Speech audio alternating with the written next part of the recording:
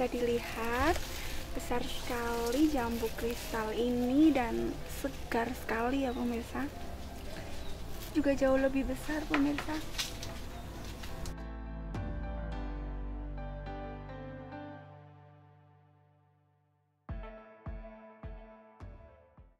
Saya baru berada di kebun pojok sejahtera, tepatnya di desa Purwodadi, Kecamatan Tembara.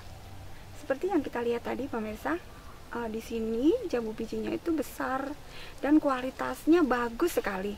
Yuk sekarang kita akan tanya bagaimana cara merawat jambu kristal ini supaya menghasilkan jambu yang berkualitas. Oke, ikuti aku ya. Saya mau tanya, dalam proses pemetikan ini ada teknik khusus nggak Pak? Ada Bu, jadi kita metiknya harus pakai alat yang tajam agar pohon itu tidak rusak. Sehingga nanti kalau kita petik harus di atasnya tangkai yang akan kita petik sehingga tidak rusak kesemuanya. Karena orang beli juga harus ada tangkainya. Kalau nggak ada tangkainya juga tidak ada, untuk harganya kurang. Oh, berarti tetap harus istilahnya steril dan tangkainya itu tetap ada ya Iya. Pak. Jangan sampai nanti mungkin dalam penjualan jambu ini terlihat sudah mungkin udah usianya udah berapa minggu baru dijual seperti itu. Ini memang sengaja dibungkus plastik oleh bapaknya yang menanam ini supaya hama bisa masuk ke sini. Jadi jambu ini akan terbebas dari ulat-ulat ya, ulat-ulat kecil yang memang kerap sekali ada di jambu tersebut.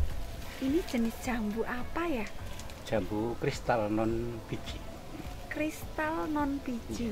Berarti di sini juga ada kristal yang ada bijinya, Pak? Ada juga. Tapi yang khusus Bapak ini memproduksi jambu kristal non biji ya, Pak? Ya. Jambu kristal itu adalah buahnya halus, kemudian bersih, renyah, dan bisa untuk menjaga kesehatan. Itu sulit nggak Pak untuk menanam jambu ini, Pak? Tidak. Tidaknya di mana, Pak? Karena ini kita awalnya harus pemupukan dulu. Jadi sebelum nanam kita kasih pupuk, kemudian kita tanam. Pemeliharanya hanya kita semprot dan kita pupuk pakai pupuk kandang. Pakai pupuk kandang ya.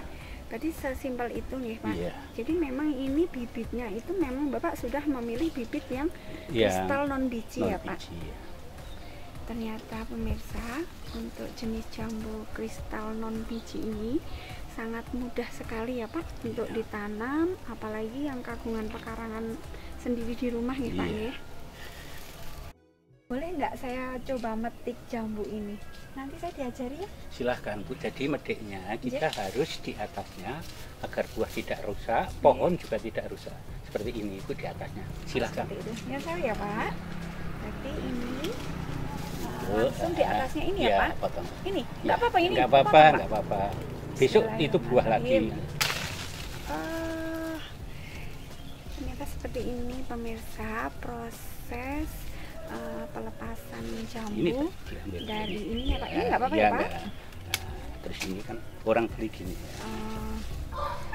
Ternyata teknik pemotongan itu juga mempengaruhi cara jual jambu ini pemirsa. Jadi harus masih ada plastiknya, tangkainya juga masih baru ya Pak. Iya. Seperti ini ya pemirsa. Pemirsa, ini alatnya. Aku akan coba petik lagi jambu yang jauh lebih besar. Yuk ikuti aku.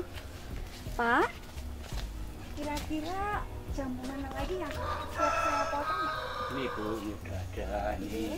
Ini yang besar ini biasanya 1 kilo 3 biji itu sudah 1 kilo. Oh, ternyata 1 kilo cuma isinya 3 ya.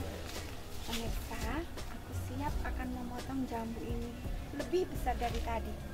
Aku akan siap memetik jambu kristal ini lagi. Seperti yang Bapak bilang tadi nih Pak, ini harus dipotong di tangkainya, di atas tangkainya nih Pak. Bismillahirrahmanirrahim.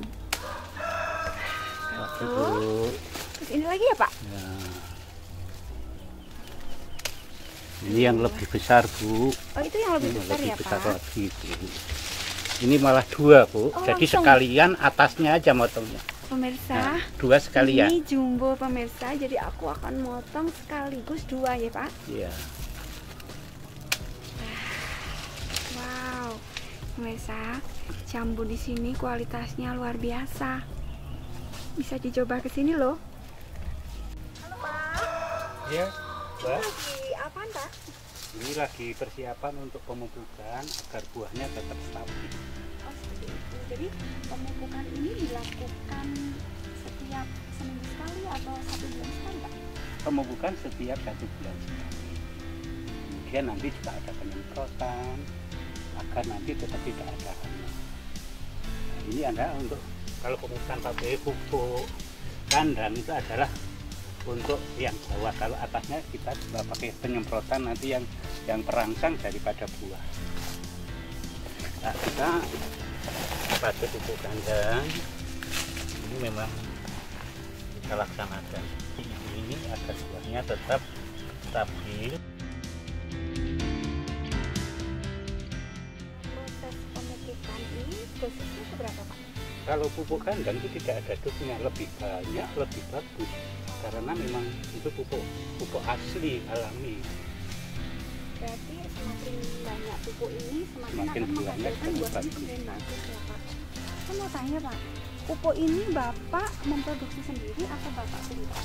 Kalau pupuknya sendiri, Bu, tapi kalau bibit dulu kita belinya kita memang cari bibit yang memang bagus, yang sudah stekan, sehingga pupuk itu bibit itu stekan itu di dalam penjualan di sana sudah umur setengah tahun, sehingga kita tanam itu 6 bulan sudah berbuah.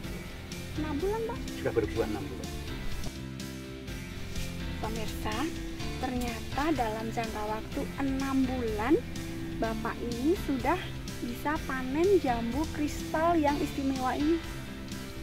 Kuncinya agar jambu kristal ini bisa cepat panen dan menghasilkan kualitas yang bagus bagaimana? Nah, kalau kuncinya itu kita pemilihan bibit awal. Jadi memang kita harus milih bibit awal yang bagus, yang umur bibit itu steknya sudah umur setengah tahun lebih, sehingga kita tanam itu 6 bulan sudah bisa berbuah. Oh pemirsa, berarti Bapak ini pembelian bibitnya itu Bibit sudah awal. berumur sekitar setengah tahun. Jadi memang harus pintar-pintar memilih Iya, bibitnya iya. ya Pak, agar nanti begitu ditanam dengan teknik yang bagus dalam 6 bulan Bapak udah siap Iya. panen. Oke pemirsa, sangat mudah banget. Yang pertama kita harus jeli. Cara pemilihan bibitnya itu harus sudah berumur minimal setengah tahun. Yang kedua, perawatannya rutin. Jadi Bapak ini memakai tips pupuk alami ya Pak, Iya. ya, pakai pupuk alami. Penyemprotannya yang pakai pupuk. Oh ya, berarti nanti ada teknik lagi untuk penyemprotannya. Nanti saya bisa diajari teknik semprotnya ya Pak? Bisa. Oh ya.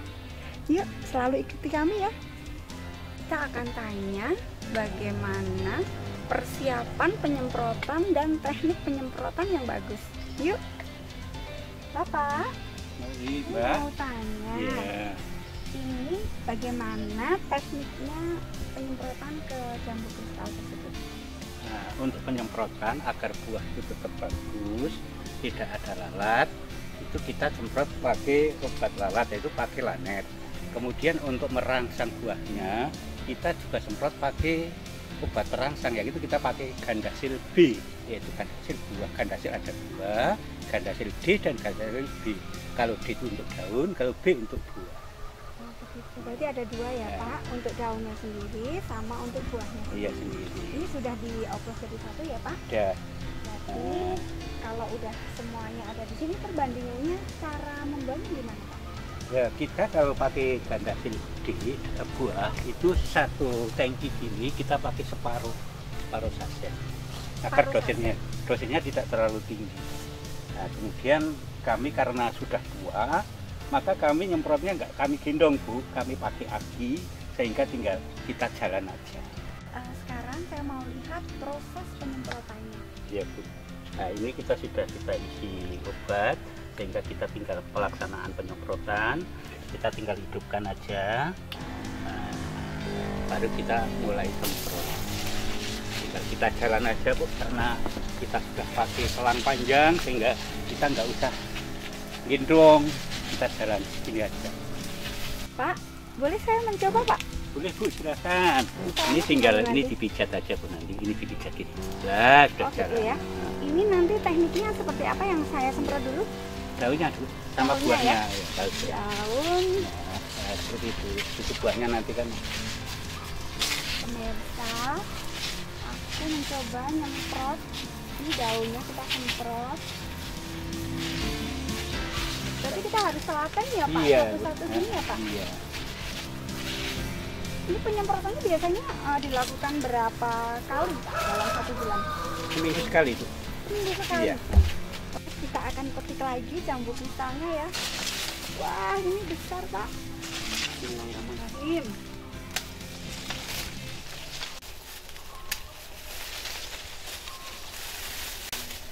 Ini bisa Pak sekali matang? Enggak ya?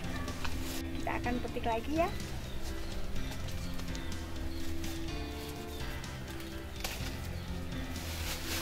Ini 2 sekalian ya Pak?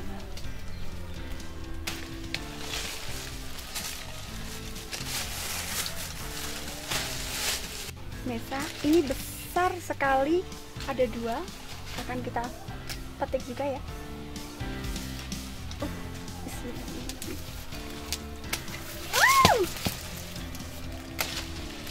Jatuh Mesa, karena ini besar sekali 2.